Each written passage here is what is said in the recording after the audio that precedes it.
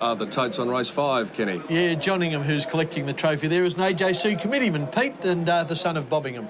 $4.20 into the night. Wonder if he's drawn the wrong side of the track now after what we saw in the 2-year-old before. $3.30 on New South Wales. $7.60 for Star of Florida. Which one will we see today? Pembleton, $10. Prince Rubiton's got a great first-up record, $12.50. Sir Breakfast, $9.20. Bulbasaur's not without a hope. Depraved, $9.10. And you've mentioned every horse but the one I tipped, Suit. Oh, righto. What price was it? About $17.80, and he's got a great chance. It was as good a run as into the night at Caulfield. Edgston, $8.50, number 12, after a pretty good run here the other day, and Sure Bet at $18.90, won on this meeting last year. So there are the totes, and I think we might find out what is happening down in the betting ring, because Pat Welsh is the man to tell us all about the plungers and hopefully the winners, Paddy. Kenny, I'll give you $16, Suit, straight up. There you go, and I think I'm being fairly generous. Something to do with the barriers here. Into the night on the outside has been very, very easy. I've wound into the night out to $5 at the stage after opening him up and about 1.5 points shorter than that. The one that they have come to, Star of Florida, Pembleton, have been easy. Suit has been very solid at around that quote. Kenny Callender's tip. So Breakfast has been a little easy. Deprave is the one that they've come for. Barrier 5, Deprave on the inside, and Deprave is the one that they've been taking plenty of at this stage. Well, there are good punting stables, so when the money goes on, maybe it might be worth following Pat's advice there. Level. Spectacular sight it is from up above as the runners enter the mounting yard, and here is this lovely horse into the night. Geez, a good type. His run the other day was terrific. He won this race last year with Brett Preble aboard, 54.5 kilos, up to 58 today. Yes, he's up 3.5 for his win last year. He's just a rock-solid horse, this guy.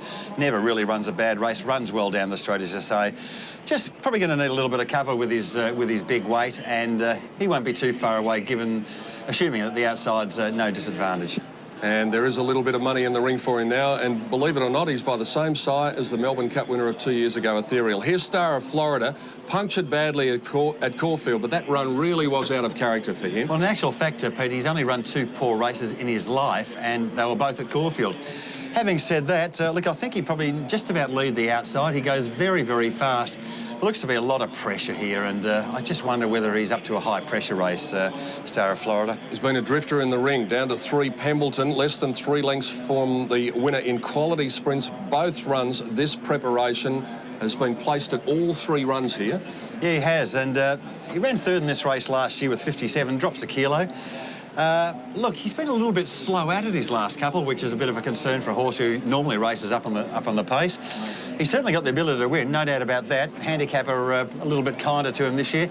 Got some chance. This is a hard race. I've got to say, this is an impossible race. Real tough race, and the trifecta, as Kenny said before, is engaged here from last year. Into the night beats Suit and Pembleton. Here is Suit.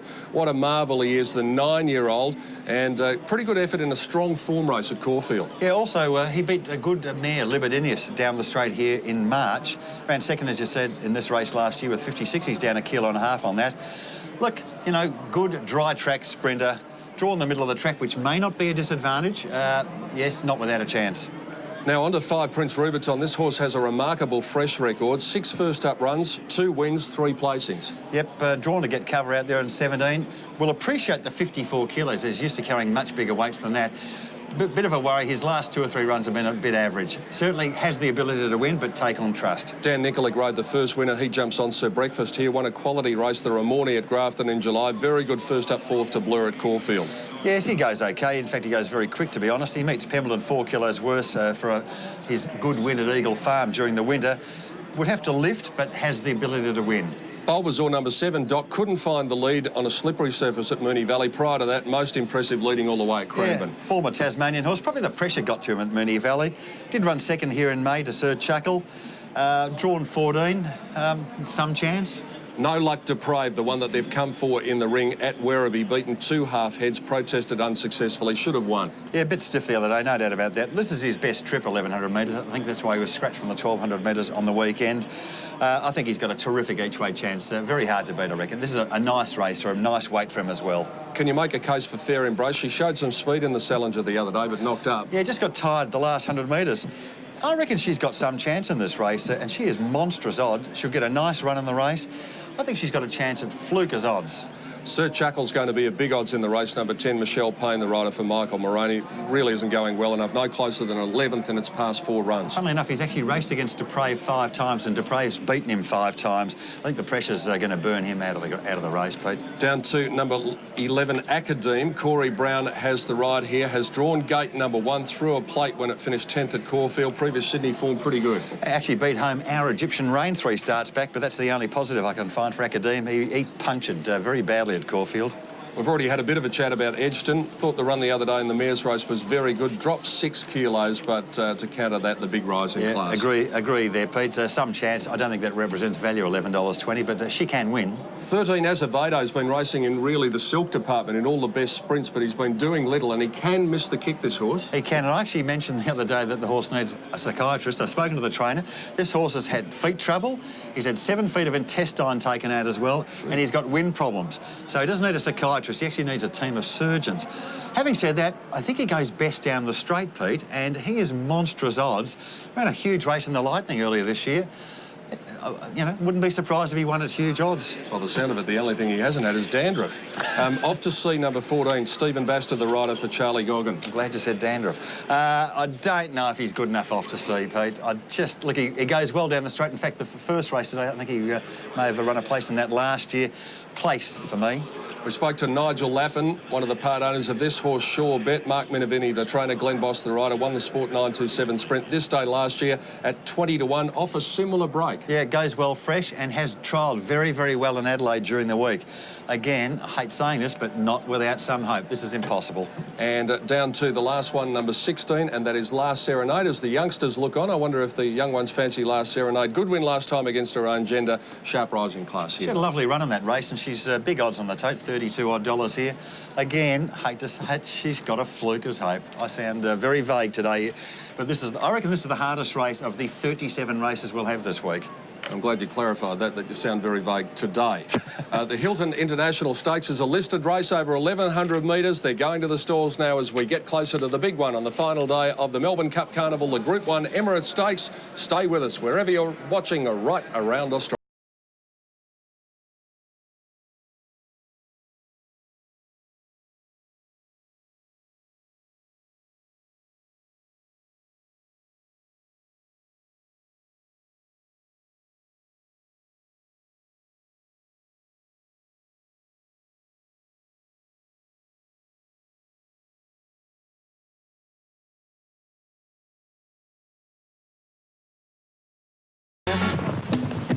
What a great sight here on the final day of the Melbourne Cup Carnival 2003. The roses are in bloom. The people have flocked to Flemington. The all-time record for the 4-day carnival is just about certain to go by the board. We only needed 34,000. There's a lot more here than that, and they are soaking up what is a magnificent day weather-wise.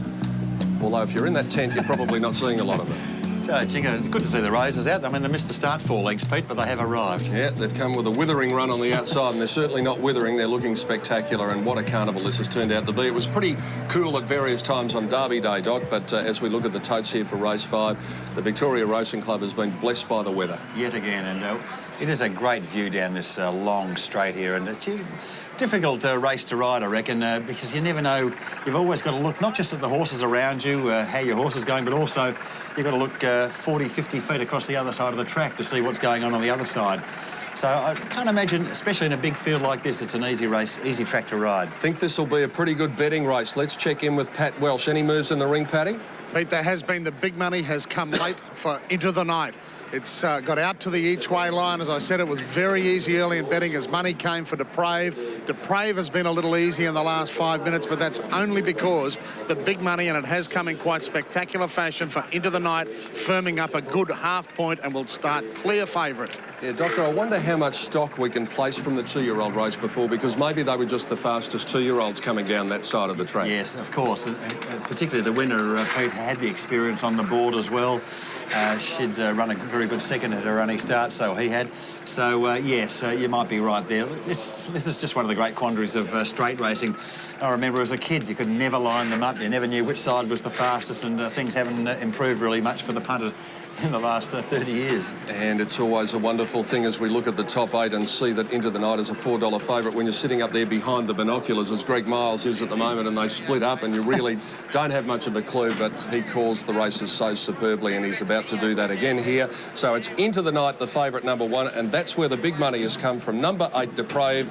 We're 1 away from the feature of the day, the Emirates Stakes, but let's go up for the Hilton International Stakes over 1,100 metres, courtesy of Sky Channel, to the man himself, Greg Miles. Just the last couple to get ready for this Hilton International. Azevedo, one of the outsiders, going up. Rider of Fair Embrace, not in the saddle at this point. There's Into the Night taking its place, and Prince Rubiton into the outside stall now. They're all in. Race number 5. They're set to break. Line looks okay. Academy inside. They're off now.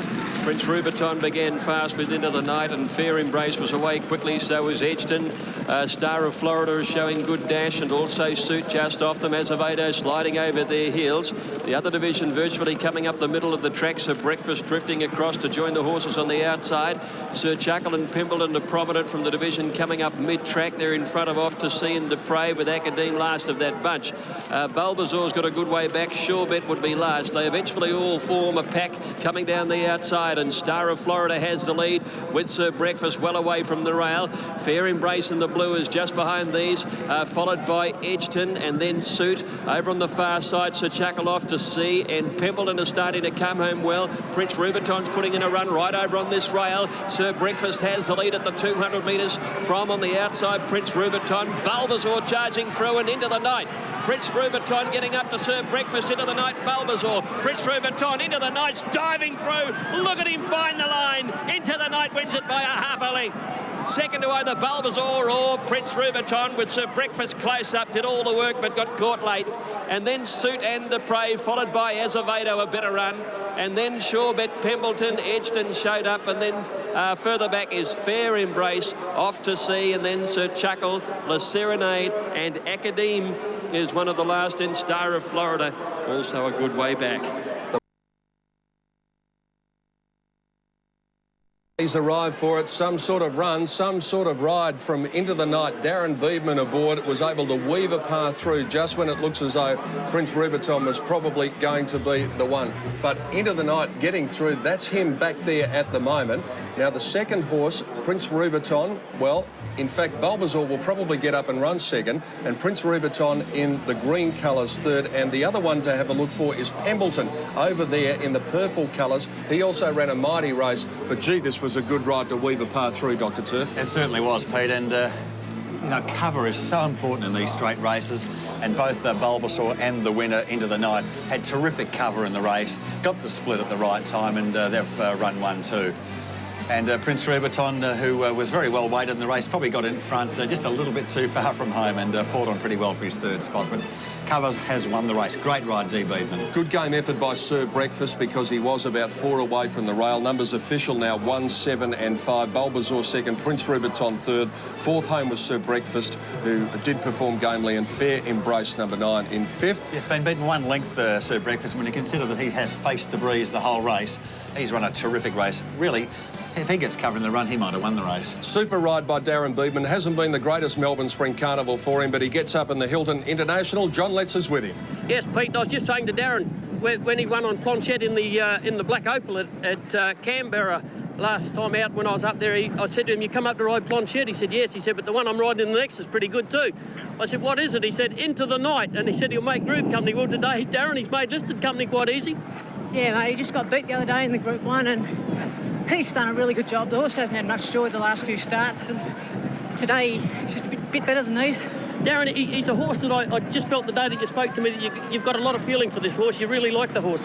Yeah, he hits the line very hard. They were tossing up. He's out of a Masco mare by rhythm. They're tossing up whether he could get a mile or not, but he's a real true sprinter.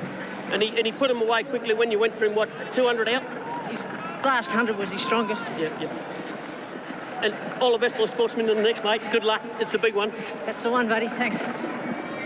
Yes, trainer Keith Dryden joins us. Darren Beedman's the magic formula with this horse. Apparently, I think 5 rides for 5 wins. What a performance to come back 12 months later and win the same race, horse and your own training form. Well, I think he's a better horse this time. You know, like, he's a bit more mature, and he wasn't right in the head last time. Brett Preble said to me he'd be a good horse when he comes right in the head, and I think he's done that now. And he overcame trouble in the run as well. Yeah, got a bad check there. I think it probably at about 250, 300 out, and went back and swapped sides. But, you know, I thought we were gone, but at least we've got there. One for Canberra, hey? Yeah, all the people at home will be real happy. Well done, Keith Dryden. Thanks very much. Very astute trainer, Keith Dryden, and that horse ran right up to the way that Keith presented him in the mounting yard. He looks superb and he's run superbly, winning by a half length with a head between second and third. 1:3.39 was the time, and the record here is 1:2.3. So they're only a second outside the record, and that not only is a credit to Keith Dryden and the horse, but it's a credit to Terry Watson and the way this track's been racing this week. Yeah, no, it has been fantastic, Pete. And I think we said before that not racing here, they gave a couple of meetings up in August and September just to protect this track for the Spring Carnival, and it has raced absolutely magnificently. The times haven't been super fast the whole week, but the track just looks terrific. Another placing for Brett Preble, rode the runner up there, so two winners, a second and a third to Brett. But Darren Beedman's the man who can smile because he is the winner in the Hilton International Stakes. When we come back, the correct weight signal and the dividends and the build-up to the big one, the Group 1 Emirates Stakes.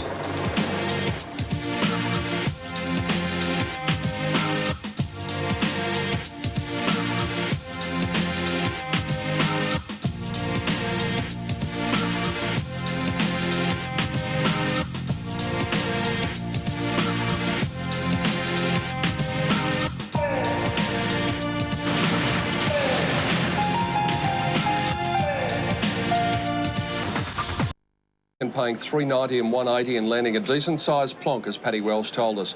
Bulbasaur, $7.40 for the place. Prince Rubiton with that very good first-up record, $4.10. Quinella paid $51.50. Trifecta, $859.30. And the exacta, for those of you who may not know, the exacta Dr. Turf is a bit like a Quinella, but... You've got to get them in order. Exactly right. So 1 and 7 in order. And there is one into the night in the winner's stall. Lovely animal, very good performance. I think he ran third. I think they tried him over 1400 during the winter in Queensland, Pete, and he ran a pretty good third in one of those Group 1 races up there. In fact, it was the Stradbroke behind Private Steer.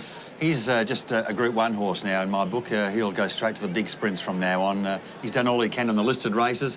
And that was a powerful finish today with his 58 kilos. Well, his connections should be able to be very familiar with the presentation that's about to be made to them, because after all, they won this race last year. Here's our Master of Ceremonies, once again, Jim Wilson. Ladies and gentlemen, the Hilton name has had a fair bit of publicity over the last week, of course, with the Twins being in Melbourne for the Melbourne Cup Carnival.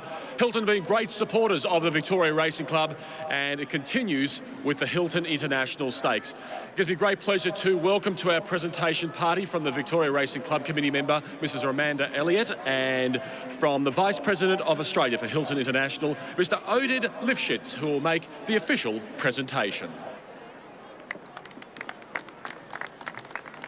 Mr. Chairman, Committee of the Victoria Racing Club, ladies and gentlemen.